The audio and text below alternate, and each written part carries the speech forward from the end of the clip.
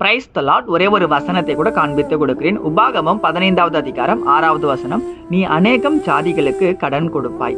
இன்னைக்கு ஆண்டவர் நம்மளை பார்த்து சொல்றாருங்க, மகனே மகளே, நீங்க கடன் இல்லாத ஒரு வாழ்க்கையை வாழ போறீங்க, நீங்க கடன் கொடுக்க போறீங்க அப்படின்ட்டு. நம்ம கடன் கொடுக்குற ஒரு பிள்ளையா வாழ போறோம்னு சொல்லி ஏசப்பா இன்னைக்கு நம்மள பார்த்தாங்க சொல்றாரு.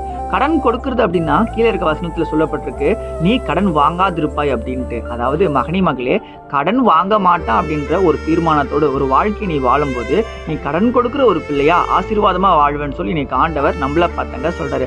ஆனா கடன் வாங்காம நம்மளால இருக்க முடியுமா? யோசிச்சு பாருங்களேன். நம்ம தேவைகள் அதிகரிச்சுக்கிட்டே இருக்கு. நம்ம அடிக்கடிக்கு கடன் வாங்கிட்டே இருக்கோம். பிள்ளைகளுக்கு ஸ்கூல் ஃபீஸ் கட்டணும், படிக்கிற படிப்பு, வேலை, தொழில், அப்படி இப்படின்னு ஏகப்பட்ட காரியங்களுக்கு நம்ம கடன் வாங்கிதான் ஆகணும். மொய் எழுதணும், அங்க போகணும் இங்க போகணும்னு சொல்லி அதுக்கு வேற எக்ஸ்ட்ரா ஒரு கடன். கடன் வாங்குறதுல பிரச்சனை கிடையாதுங்க. உங்களால அந்த கடனை கொடுக்க முடியுமா? அப்போ வாங்குங்க. கொடுக்க முடியாதா, அதுக்கு ஒரு கடன் வாங்குவீங்க, இங்க ஒரு லோனை போடுவீங்க, அப்படி லோன் போட்டு பிரச்சனை எல்லாம் மாட்டிப்பீங்க. ஆனா ஏசப்பா சொல்றாரு, போதும் என்கின்ற மனதோட சந்தோஷமா வாழ்றதுக்கு நீ உன்னை ஒப்பு கொடுக்கிறிய மகனே மகளே. அப்ப ஏசப்பா சொல்றாரு, உன் கடன் பிரச்சனையை நான் மாத்த போறேன், உனக்கு நான் விடுதலை தரப்போறேன், சீக்கிரமா உன் கடன் உன்னை விட்டு போக போகுது, நீ சந்தோஷமா வாழ போறேன்னு ஏசப்பா எனக்கு உங்களை பார்த்து தாங்க சொல்றாரு.